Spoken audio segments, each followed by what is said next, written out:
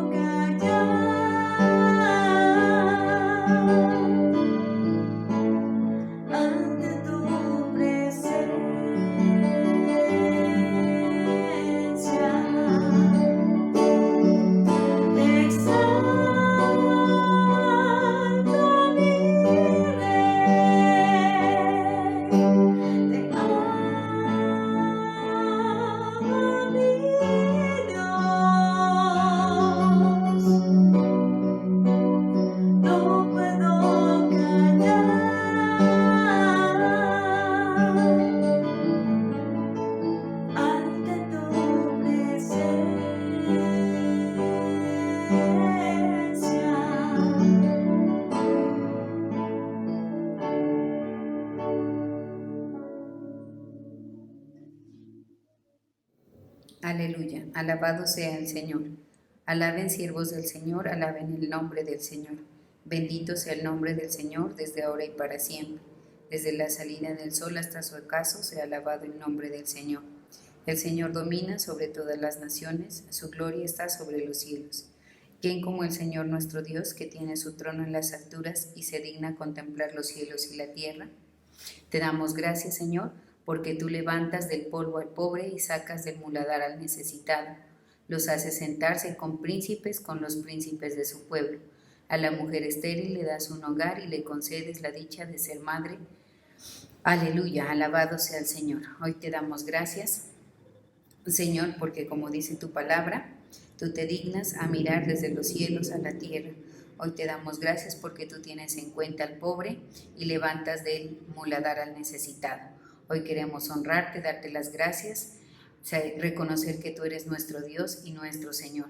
Te alabamos y te damos la bienvenida, Santo Espíritu de Dios. Muévete con poder en medio de las alabanzas de tu pueblo. Hoy rendimos tributo de adoración y de exaltación a tu nombre.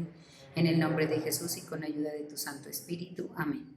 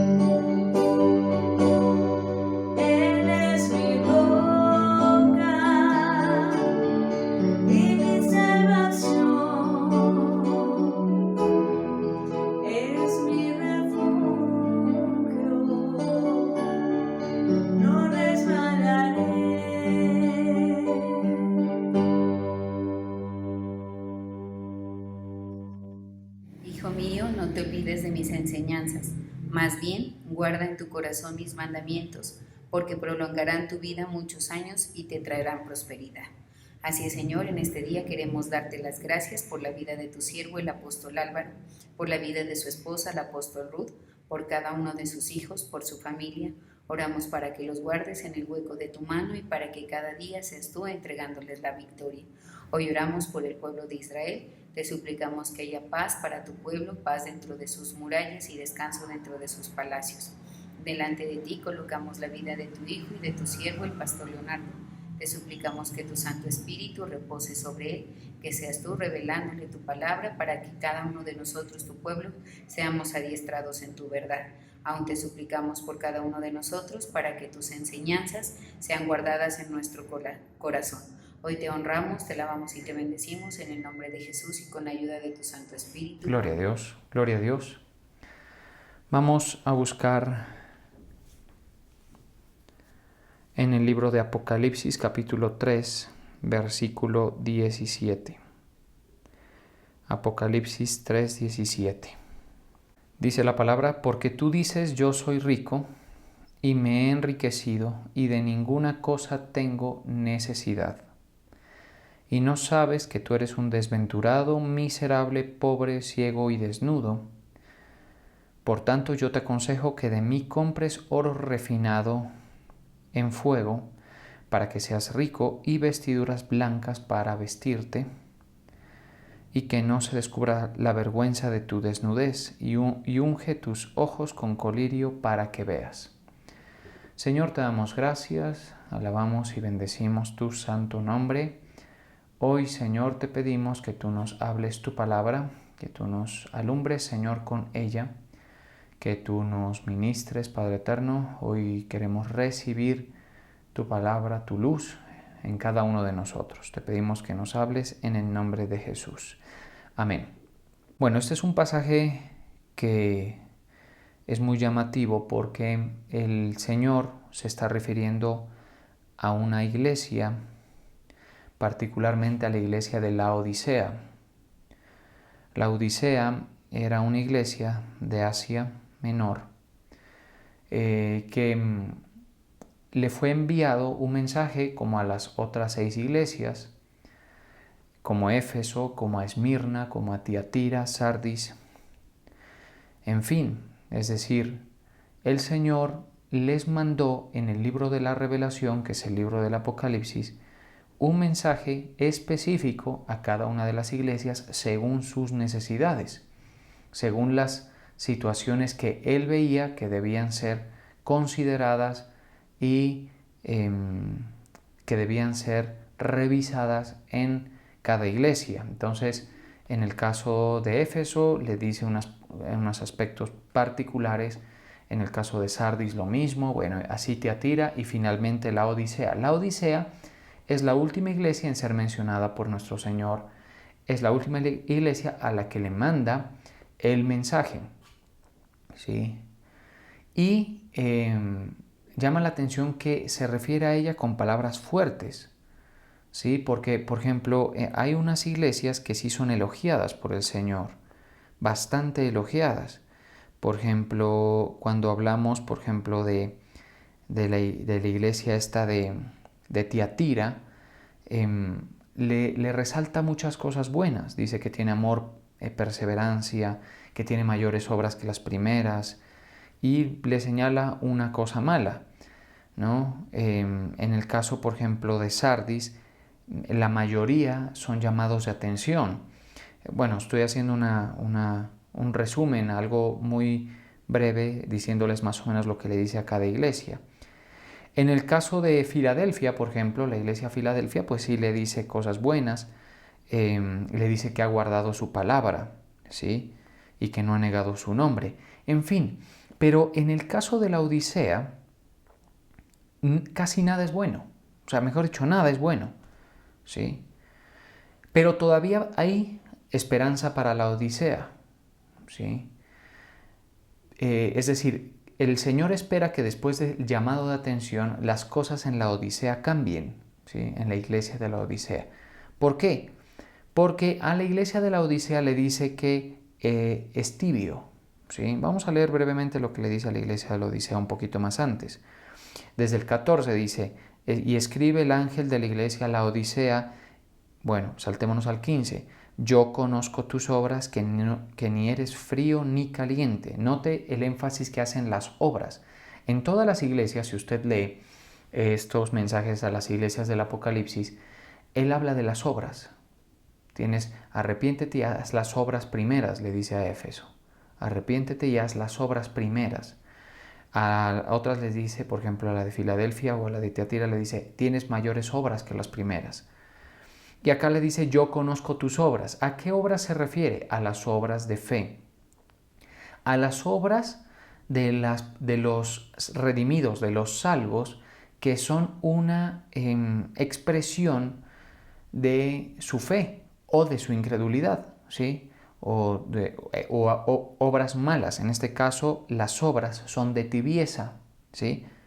Particularmente, son obras de una iglesia tibia. Yo me imagino esto como gente fría con el Señor, gente apática, gente que no tiene interés por la santificación, gente que no tiene interés por la palabra del Señor, gente que está satisfecha viviendo en el mundo y desplegándose en el mundo, viviendo una experiencia de, de adaptación a los pensamientos y a los dogmas del mundo. Bueno, ¿qué más podemos decir? Que permanece y practica el pecado. También podemos decir que es una iglesia que no se arrepiente de su mala conducta, ¿sí? Pero es una iglesia que se congrega, pero es una iglesia que cree que está bien, ¿sí? Más o menos es así la cosa.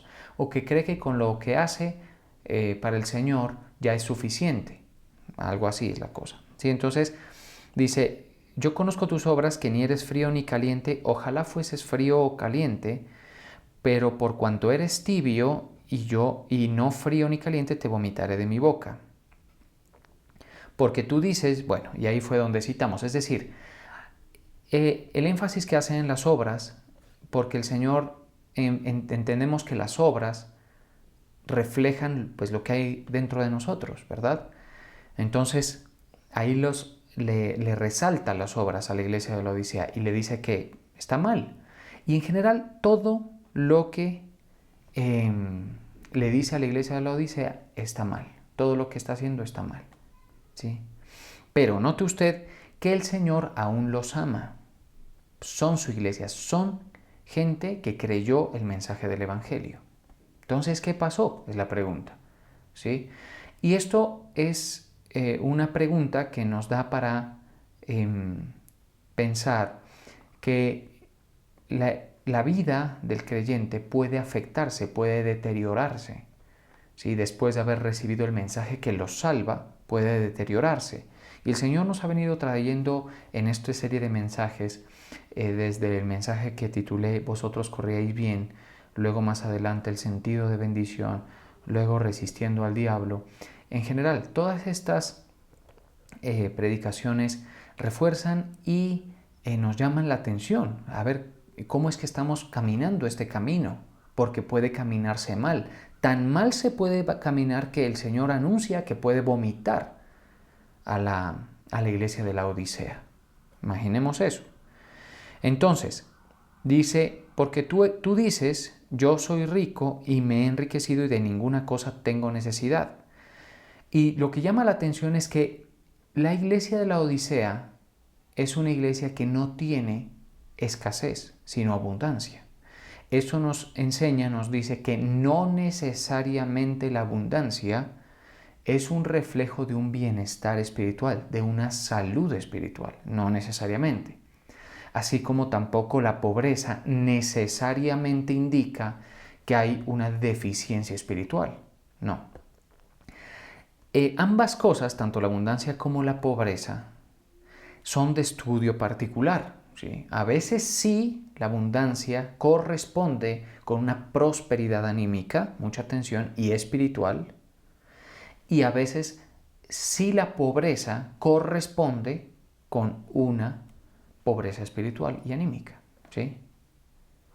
Pero en otras ocasiones no. Hay veces hay ricos espirituales que viven escasez material, ¿sí? ¿Y eso cómo se explica? Pues diferentes contextos en los que la gente vive, diferentes circunstancias que les tocó vivir y temporadas de la vida que pueden sucederle eso a una persona, ¿sí? Recordemos que el Señor le habla a sus mayordomos y le dice, por cuanto fuiste a sus siervos, les dice, por cuanto en lo poco has sido fiel, en lo mucho te pondré. Es decir, estar en lo poco no es una evidencia de necesariamente una condición pobre espiritualmente, no. Pero como les digo, esto es de estudio particular. Hay que ver nuestra situación a la luz de la palabra. En el caso de la Odisea, era prosperada, prosperadísima, ¿sí?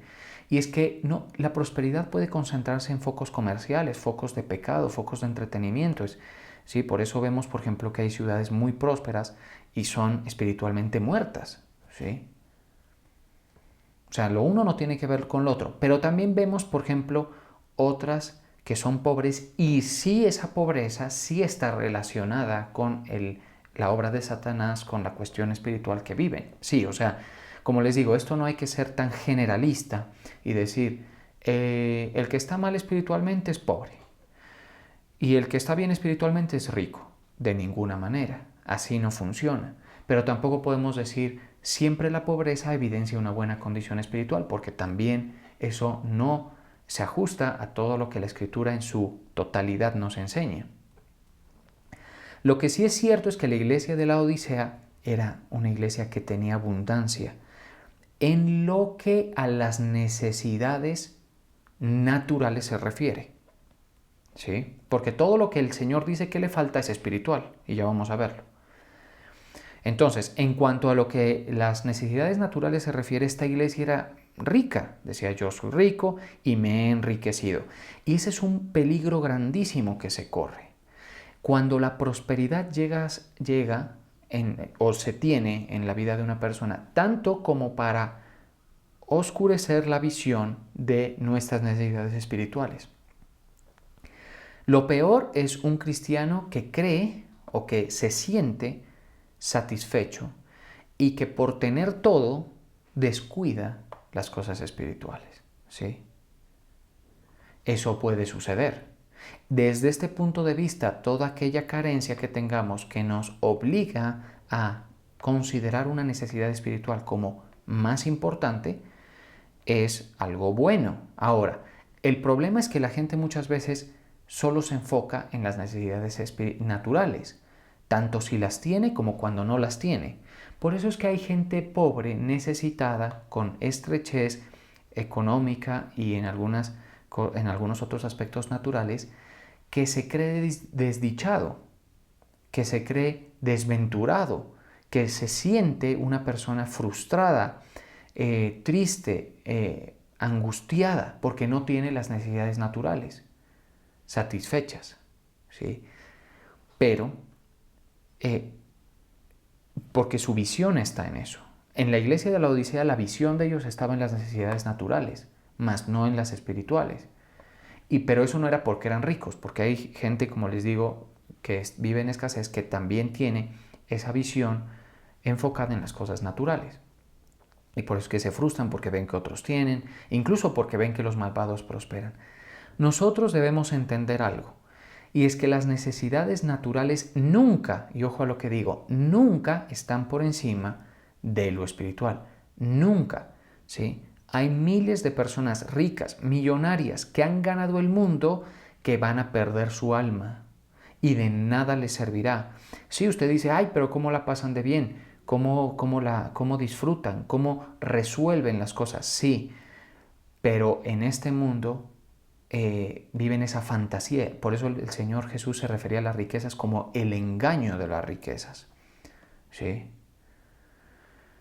Ahora, lo que sí es esperable o que sí es natural es ver a una persona que tenga sus necesidades espirituales bien ponderadas, enfocado en eso, y que tenga las necesidades naturales cubiertas en la medida en la que el Señor quiera que estén cubiertas. ¿Sí? Eso sí es bonito y es lo mejor que le puede pasar. Lo mejor que le puede pasar a una persona es eso. Es decir, estar abastecido de lo natural, pero tener riqueza espiritual. ¿Sí? Eso es lo mejor. En cualquier caso, siempre lo más importante es las necesidades espirituales, que esas a veces se pierden de vista. Y una persona o una iglesia puede ser rica, muy rica, pero tener una enorme deficiencia en la parte espiritual. Sin embargo, creen, ojo, y el Señor los ama, pero están en un altísimo peligro de ser reprobados por el Señor, porque de eso se trata aquí. ¿Sí? De eso es lo que dice. Por eso en el versículo 19 dice, yo reprendo y castigo a todos los que amo, sé pues celoso y arrepiéntete. ¿Sí? El Señor va a castigar a los que ama, y a la iglesia de la Odisea la ama. Lo que le está diciendo es, evítate el castigo, evítatelo. ¿Sí? Te llamo la atención para evitarte el castigo. Entonces, ¿qué es una persona pobre espiritualmente y qué es una persona rica o una iglesia rica y una iglesia pobre? Porque aquí dice, porque tú dices, yo soy rico y me he enriquecido y de ninguna cosa tengo necesidad. Es decir, yo me imagino que tenían todas las necesidades que se podían imaginar resueltas, satisfechas. Eso es lo que imagino yo. ¿Sí? Si hablamos de salud, pues tenían salud. Eso es algo que a veces la gente se siente saludable y no, pues la muerte, no, ni le hablen de la muerte. Y viven la vida para disfrutarla y para gozarla y para infinidad de cosas menos para honrar al Señor. Otra cosa que le puede hacer confundir a las personas, tener las provisiones, la casa o quizá un buen carro, quizá las necesidades satisfechas en todos los sentidos. Vemos que la gente centra su atención en todas estas cosas y eso está mal, según la palabra del Señor. Entonces, una persona pobre es una persona espiritualmente que no tiene las siguientes cosas. Mire, porque hay otros pasajes que nos fortalecen esto que estamos hablando y nos dan una visión un poco más global. Mire, por ejemplo, lo que dice Colosenses 2.2, la carta a los Colosenses 2.2. Para que sean consolados, el apóstol Pablo está orando y está pidiendo por los colosenses. Y mire la petición. Bueno, para que sean consolados sus corazones, unidos en amor, hasta alcanzar todas las riquezas del pleno entendimiento. Me quiero centrar en esa frase. Hasta alcanzar todas las riquezas del pleno entendimiento. El apóstol no está hablando de casas, de haciendas, de vehículos, ni siquiera de salud, ¿sí? Y si usted tiene la salud, considéralo una riqueza, pero es una riqueza natural, ¿sí? Hoy por hoy, por ejemplo, una persona se la considera prosperada porque tiene el último celular, aunque eso es cuestionable porque a veces la gente vive de apariencias, porque hace una cosa, porque hace otra. No, yo insisto, yo no quiero decir que eso esté mal. Cuando uno hace una buena administración y honra al Señor, es muy natural tener prosperidad, es muy natural y es algo bueno, sí, es algo bueno, pero siempre que estén bien enfocadas las cosas. Las cosas donde estén mal enfocadas peligra todo. Bien. Pero la riqueza espiritual, dice, todas hasta alcanzar las riquezas del pleno entendimiento. Entonces, ¿en qué eran pobres los de la Odisea? Muy poco entendimiento de las cosas de Dios. ¿Qué vemos en la iglesia por lo general y en los creyentes? Son pobres en el entendimiento, no entienden las cosas de Dios, la verdad de la palabra, no la entienden. Un cristiano rico es un cristiano que entiende las cosas. ¿Por qué entiende? Porque ha sido alumbrado los ojos de su entendimiento con la palabra del Señor. Es una persona que no vive tan al presente, sino vive entendiendo las cosas según la verdad del Señor. Un cristiano pobre, por ejemplo, se confunde cuando ve las apariencias del mundo. Mucha atención. Un cristiano pobre vive por los afanes y los deseos de los ojos. ¿Sí? Un cristiano pobre se deslumbra por la vanagloria de la vida. Un cristiano rico espiritualmente, ¿sí? Entiende las cosas, entiende los tiempos del Señor, entiende las prioridades del Señor, entiende la Escritura. Entre más tú entiendes la Escritura, más rico espiritualmente eres. Por eso es que hay gente que dice, es que yo no entiendo y la palabra de Dios me fatiga porque cuando la leo no la entiendo. Eso es un indicador de pobreza en el entendimiento. ¿Qué debe pasar? Debe haber trato y proceso de revelación, proceso de exposición a la palabra, pero obedece a un deseo nuestro de buscar eso. Por eso es que el Señor Jesús les dice a los de la iglesia de Laodicea, yo te aconsejo, mire qué consejo tan bonito. Mire lo que dice. Por tanto, yo te aconsejo que de mí compres oro refinado en fuego para que seas rico. O sea, lo que el Señor le está diciendo es, yo te aconsejo que primero dejes de ver lo que tienes como riqueza, porque en esa condición que estás, así tengas todo lo material, ¿sí? Así tengas todo eso, todo lo natural, estás en una condición de pobreza, dice desventura, estás en una condición de miserabilidad, de ceguera y de desnudez espiritual. Mire qué terrible. Cambia y entiende que eso no es riqueza. Y ahí es donde tiene que haber el arrepentimiento. La metanoia es adaptar la mente a lo que el Señor nos enseña, ¿no? Por tanto, yo te aconsejo que de mí compres oro refinado en fuego para que seas rico. Pero eso es espiritual, ¿sí? Bien.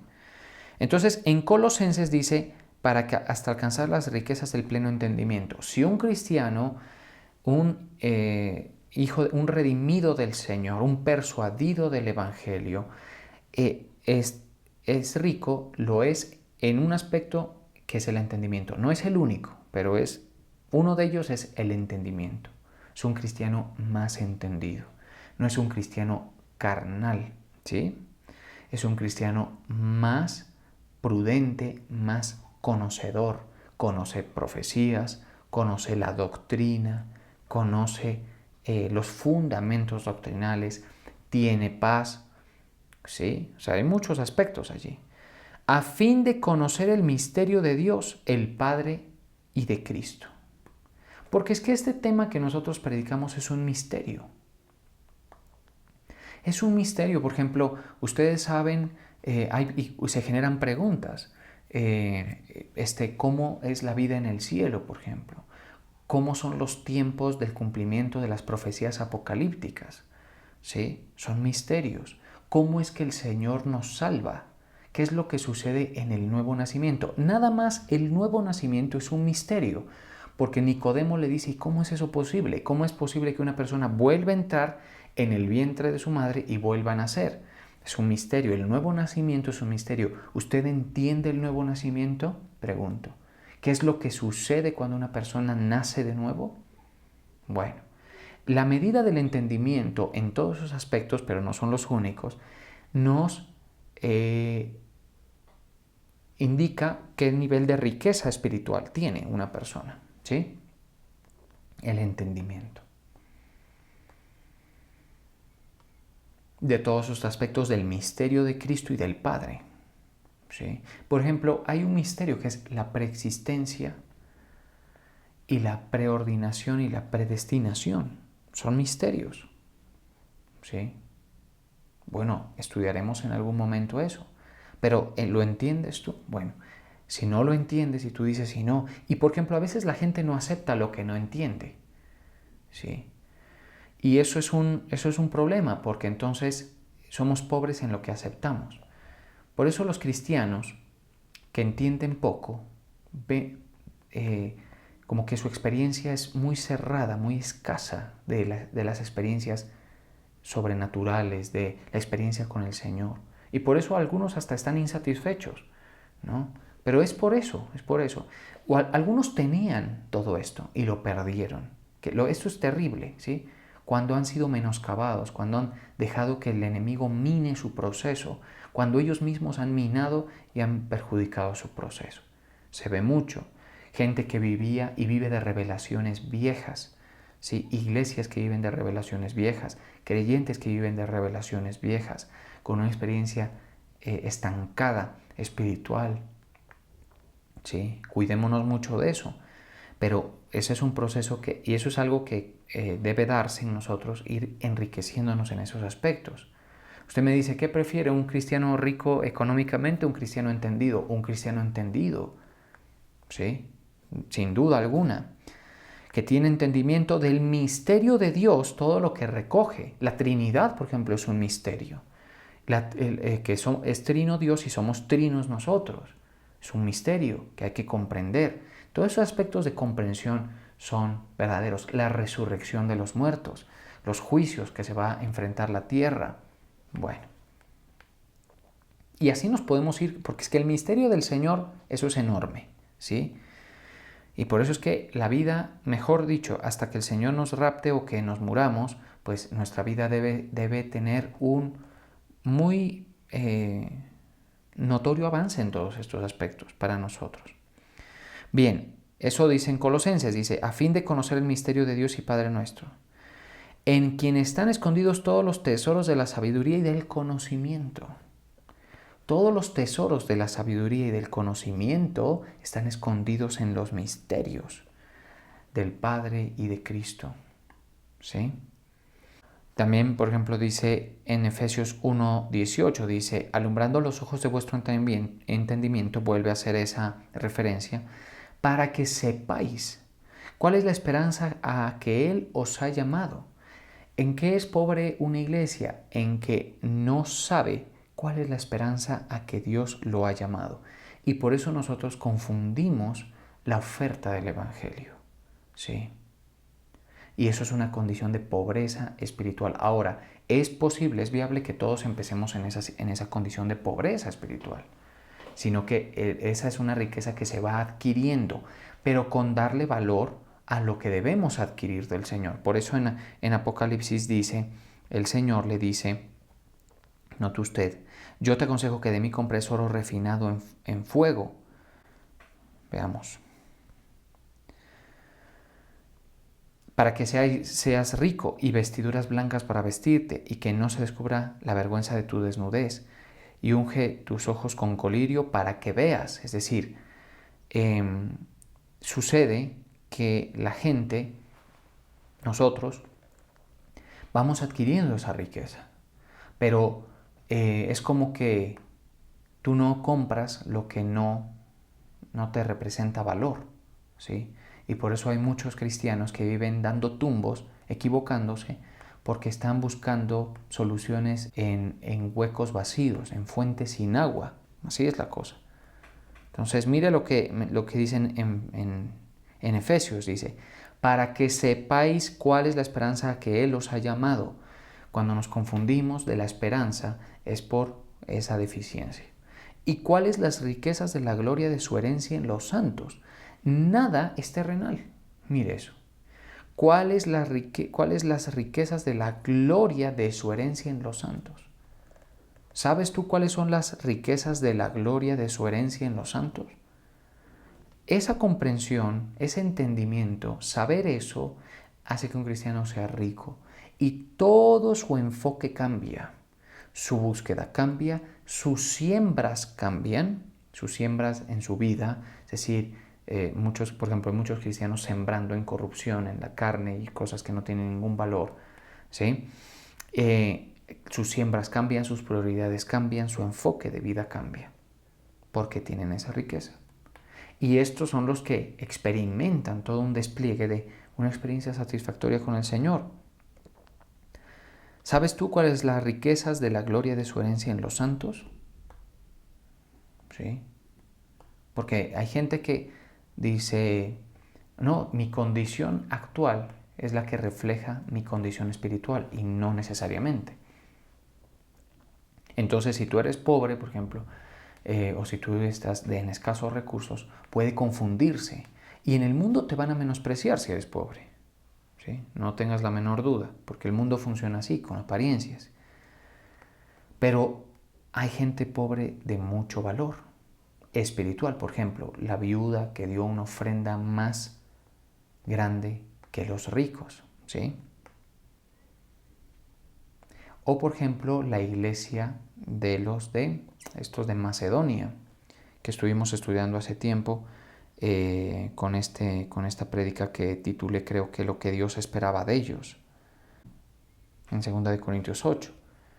Entonces, las riquezas del Señor, ¿sí?, son muy diferentes a las riquezas humanas. Las riquezas humanas el Señor las llama las riquezas injustas, no porque sean gestionadas con injusticia, porque también las hay, ¿sí? Todas esas riquezas que vienen de las actividades ilícitas y todo eso. Pero las riquezas injustas son todas aquellas que están gestionadas por gente injusta, que son todos aquellos que no están practicando la fe, que son todos aquellos que están como hijos de desobediencia. La ira del Señor viene sobre los hijos de desobediencia. Veamos lo que dice Juan, el mismo Señor Jesucristo. Juan 6:27 les dice, trabajad no por la comida que perece, sino por la comida que a vida eterna permanece. El trabajo y la dedicación, por ejemplo, cuando una persona es pobre espiritualmente, su dedicación se afecta, su santificación se afecta, porque sus perspectivas se alteran, ¿sí? Entonces vemos que hay gente que le da más importancia a trabajar y esforzarse en el trabajo. Yo no digo que no hay que trabajar, sí hay que hacerlo. Y que también hay que estudiar, ojo a lo que digo, hay que trabajar y hay que estudiar.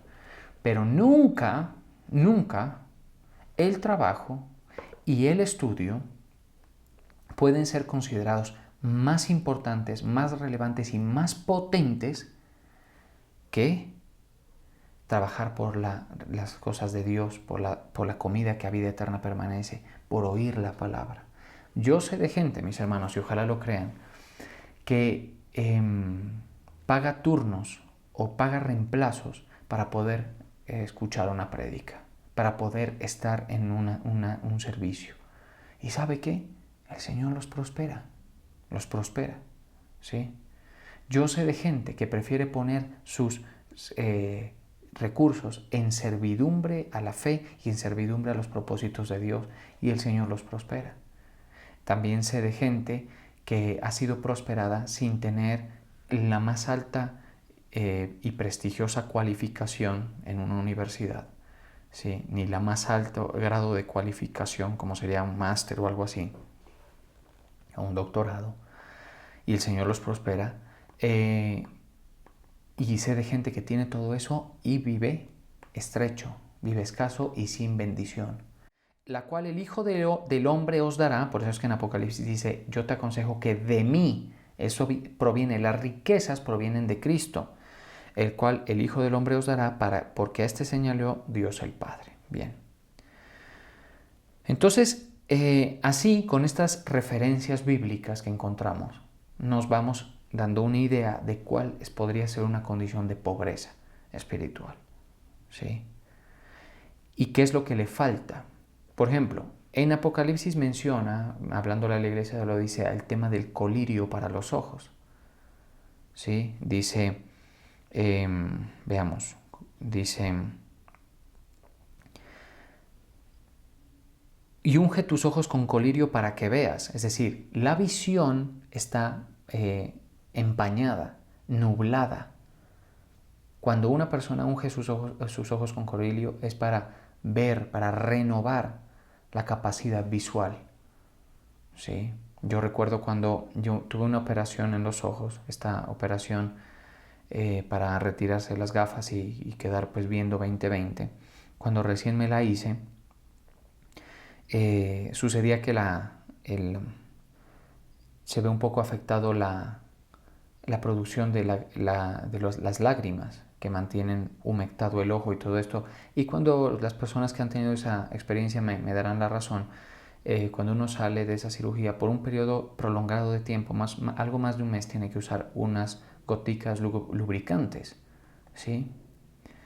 Y a mí me llamaba la atención que cuando yo me descuidaba en aplicármelas, el ojo se iba secando y la capacidad visual se reducía. Comenzaba a ver borroso y comenzaba a ver como distorsionado, ¿sí? Y sucedía mucho, y si usted, por ejemplo,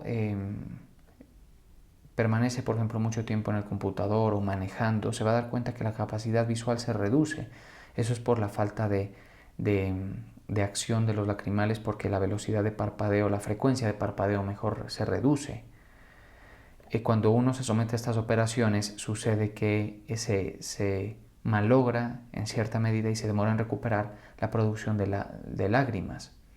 Y entonces esos procesos de deterioro se aceleran. Entonces le mandan esto a uno y uno se lo pone y hace unos ejercicios e inmediatamente el ojo comienza a recuperar. ¿Qué le pasa a un cristiano ciego? Porque ahí le llama ciego. Es una persona que no ha ungido sus ojos con colirio desde hace mucho tiempo. Su visión está empobrecida. No tiene visión, no sabe para dónde va, está confundido, ¿sí? No ve las cosas con claridad. Ahí es cuando el cristiano más riesgo de cometer errores tiene, de escoger caminos que le enreden la vida, que le hagan perder de vista el propósito de Dios. Ahí es. ¿Sí? Y el colirio para los ojos lo provee el Señor por medio de sus ministerios, por medio de la manifestación espiritual de Él. ¿Sí? Hay cristianos, por ejemplo, que no leen la Biblia. Si usted, por ejemplo, es un cristiano que no lee la Biblia, usted le aseguro que está en una condición de desnutrición espiritual, pobreza espiritual. ¿Sí?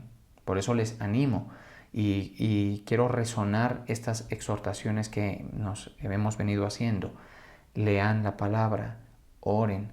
Si usted no tiene ganas, es precisamente allí donde el enemigo ha ganado territorio. De su batalla, vuelva, siéntese a escuchar, adore al Señor, déle importancia a las cosas espirituales, déselas. Para un redimido eso es muy importante. Si usted es rico en eso, créame que muchas cosas de su vida se alinean. ¿Sí? Ánimo por ese lado. Lo que el Señor quiere es que nos arrepintamos y volvamos. Si usted está tibio, si usted está en la práctica del pecado y no puede salir de allí, haga sus esfuerzos. Las herramientas que el Señor nos ha dado, que mencionábamos y mencionaba la pastora hace unos cuantos cultos, la oración, el ayuno, la intercesión, el canto, porque cuando cantamos confesamos, pero debemos confesar las verdades del Señor, ¿sí? La exposición a la palabra, todo eso va a traer un nuevo el colirio sobre tus ojos, todo eso. Y pídele al Señor lo que te hace falta. Señor, dame de tu oro refinado, ¿sí? Para que yo no sea una persona escasa espiritualmente, sino que pueda dar, que pueda ofrecer. Entonces, por eso es que dice ciego. Antes dice, tú eres un desventurado, miserable, pobre, ciego y desnudo. Mire que un cristiano así. Y la iglesia del siglo, de esta época, corre muchísimo el riesgo de esto, porque se vive en una comodidad muy alta, ¿sí? Y de hecho a la última iglesia que le escribe es a la iglesia de la Odisea, que representa a la iglesia de estos tiempos, ¿sí? Entonces, está en una condición de necesidad, de menesteroso espiritual, de pobre, de casi mendigo espiritual. Entonces, terminemos con lo que dice el apóstol Pedro. Con eso terminamos. Todas las cosas que pertenecen a la vida y a la piedad nos han sido dadas por su divino poder, mediante el conocimiento de aquel que nos llamó por su gloria y excelencia. Por eso el conocimiento es tan importante, porque en la medida de que conoces todas las cosas que pertenecen a la vida y a la piedad, tú las puedes experimentar y entender.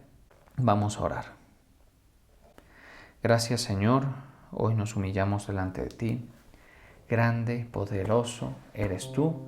Te damos el honor, la gloria, el reconocimiento, Señor, a ti, por permitirnos, Señor, estar en tu presencia, en tus atrios.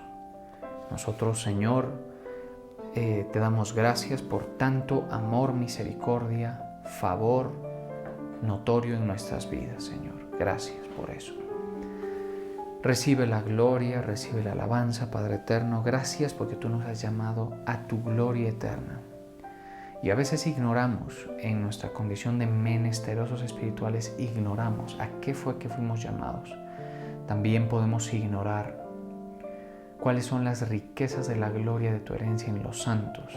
Y nuestro entendimiento es pobre. Y por eso andamos viviendo desperdiciando las oportunidades que tú nos das, viviendo afanados, angustiados, preocupados, como todos los demás que viven en esa condición, Señor. También vivimos, Señor, en una experiencia de insatisfacción porque sentimos o hemos sentido que esto no funciona, pero es nuestra condición de menesterosos espirituales. Por eso el Señor te llama hoy a que tú vuelvas a despertar espiritual, para despertar espiritualmente, que vuelvas. Señor, gracias, Padre eterno, te damos la gloria, llénanos con tu espíritu, ayúdanos, Señor, a quien está siendo tratado, dale el entendimiento por medio de la palabra, a quien está valorando tu palabra, dale tu luz, tu verdad, para que pueda, Señor, comprender todas estas cosas que corresponden con la vida y la piedad.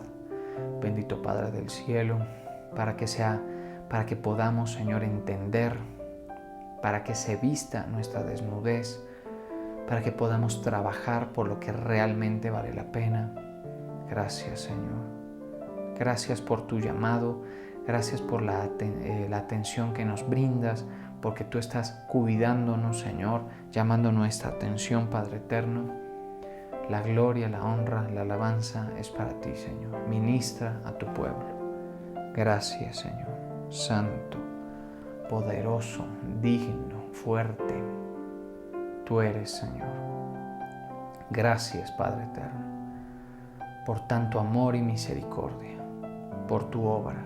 Gracias por sostenernos en nuestra debilidad, porque tú, Señor, eres escudo y tú eres quien nos sostiene. No hay fuerza en nosotros, tú eres nuestra fortaleza. Señor, gracias por eso. Gracias por tus misericordias, Padre eterno.